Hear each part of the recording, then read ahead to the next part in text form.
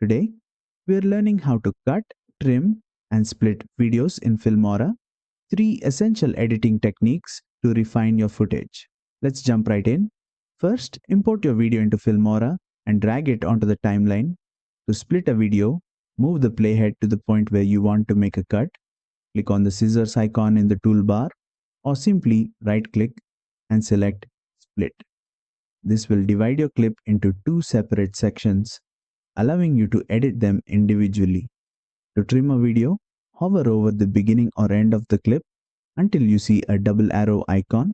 Click and drag inward to remove unwanted parts. This is useful for cutting out unnecessary footage at the start or end of your video. If you need to cut out a section in the middle of a clip, first split the video at the beginning and end of the part you want to remove. Then select the unwanted section and press the delete key or right click and choose delete.